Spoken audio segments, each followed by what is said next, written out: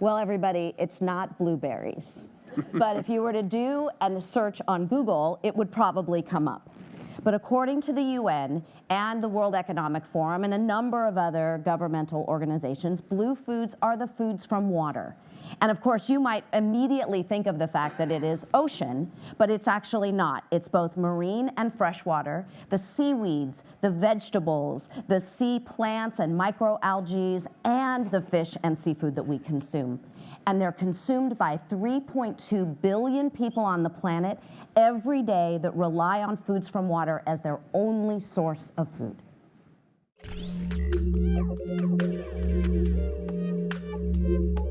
Yeah, well, essentially, from my perspective, if you think about it, we have been relying on our waters as part of a food system for millennia. The reality is, given how important these foods are, you still, if you think about it, the waters have acted as the largest food bank in the world because you still have the ability to go out and fish for your dinner. Super important.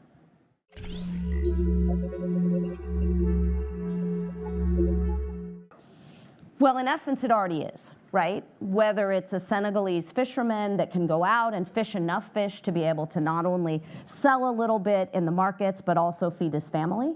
So that's already working.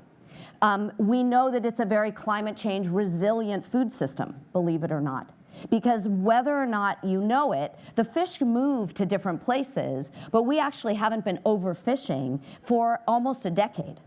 So it's really something where we know that we can do it right. We know that we can feed people, but we also have a very complicated ecosystem to figure out. In order for this to succeed, we have to have aquaculture, but it has to be done in the most responsible and sustainable way. In fact, the UN has said that aquaculture will be the most important protein that we have in the future to feed 10 billion people by 2050. You already eat mostly farmed seafood, you heard that yesterday. But the reality is we have a consumptive entitlement to wild resources, and we can't just rely on wild seafood if we want it to be contributive. And then the other thing is we have to have marine protected areas. If you haven't heard of the 30 by 30 project, that's protecting 30% of the ocean by 2030.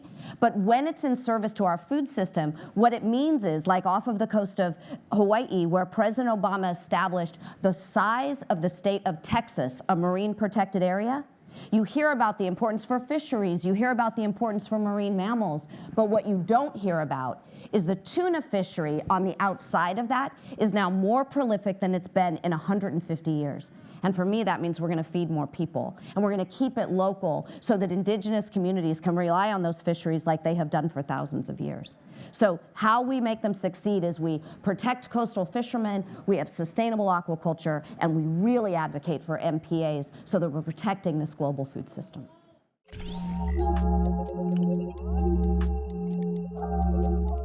I already sort of let the cat out of the bag on that one. So essentially, I mean, I love these stories. There were two elderly men. They lived off the Isle of Arran in Scotland.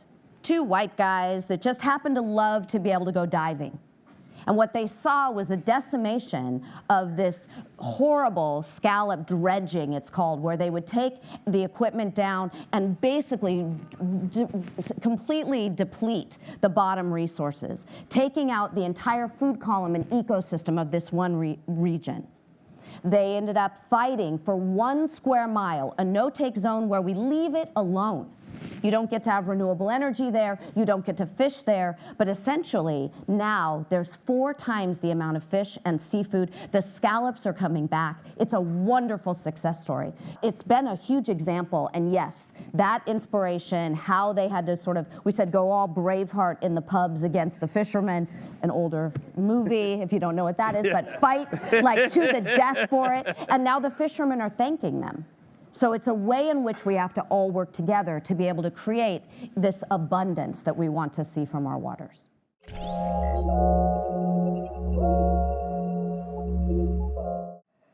That it's not sustainable.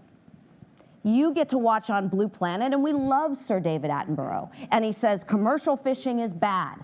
There are 4.6 million boats that are out fishing in our waters today. But we can do it right.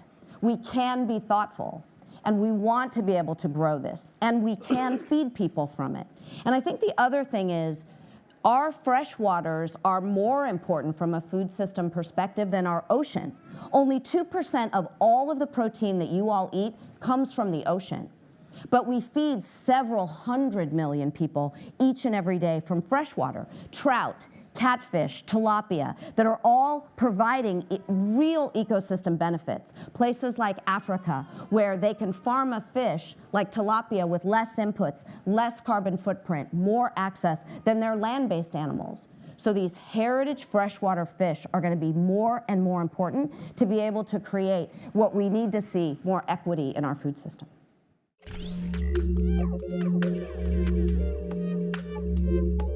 Please laugh. Please laugh. When was the last time you sat down at a restaurant and said, I'm not going to eat that hamburger. Is it wild caught or is it farm raised? It sounds silly to you, doesn't it? And yet, somehow we have a consumptive entitlement to wild seafood. It's the only food that you all eat that's wild caught.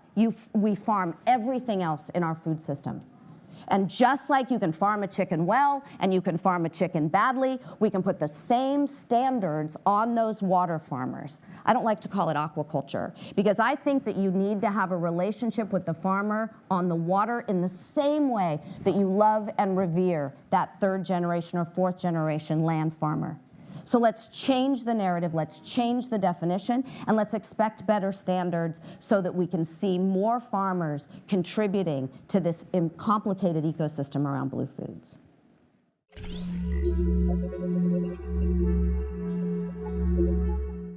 We have to give a lot of thought to how we're going to feed people. This is not going to just come from regenerative agriculture. It's not going to come from changing the way you eat, whether it's that you've made the choice to become vegan, or you're vegetarian, or you're pescatarian, or you're flexitarian, and all of the above, and the balance that you eat. Food systems are local. They're cultural. They're part of a heritage. They're part of this amazing thing when you sit down at grandma's table and Christmas isn't the same without that beautiful sweet potato casserole. We are connected to our food in ways that are essential and important. They're emotional as much as they are nourishing, nurturing and nourishing. So we have to first and foremost be sensitive about what imprint we want to put on someone else's food and the way in which they get it. The Senegalese fishermen should not be held to the same standards of sustainability and fishing if I haven't gone into that community and figured out what's going to work best for them. We have to be sensitive about this. We have to be sensitive about the way in which we speak with people all over the world because, again, it's going to be a complicated system, and we have to be sensitive to what these inputs are that they bring. And so change for me, the most important thing I can do for each and every one of you is stand here in the room and say, 3.2 billion people rely on foods from water every day, and we have to align water protection with water production in service to our food system.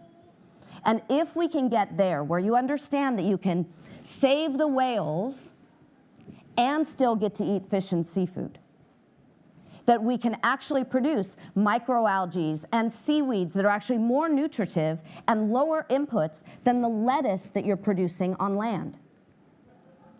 And the change comes, frankly, from not only changing that consumptive entitlement, but getting you to open up your palates in the same way that in a space like this, we're asking you to open up your minds to other ideas and solutions. Our food system is complicated. Our planet is 71% water. So what that means is we have to think about how we're going to use the water and the ocean ecosystems and the freshwater systems in service to our food system. I stand here because I hope the next conversation you have won't just be about, oh my gosh, we can go vegan and we'll have enough resources to raise all those vegetables and all of that food just on land, which is not the majority of the planet.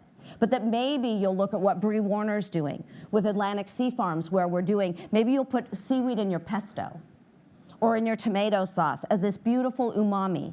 Maybe you'll start to look at adding more seafood to your diet because it is the lowest carbon footprint and the most nutritious food on the planet by far.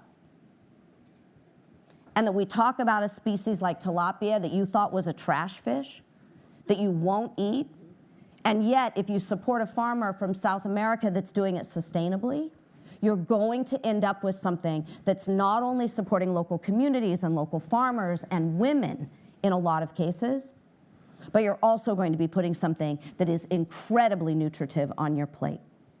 So change for me is communicating it in the room. Don't ever walk in a room any longer and leave foods from water, these blue foods, off the table, number one. Number two, expand your palates. Because we don't eat enough fish and seafood in the United States. And the only way we fight nutritional injustice and bring this access to these foods back is when we're demanding them ourselves, when we're demanding better practices. So be curious, because what's going to happen in the future is that we will nourish on land and sea to create the best impact and be able to feed ourselves as this planet changes and grows.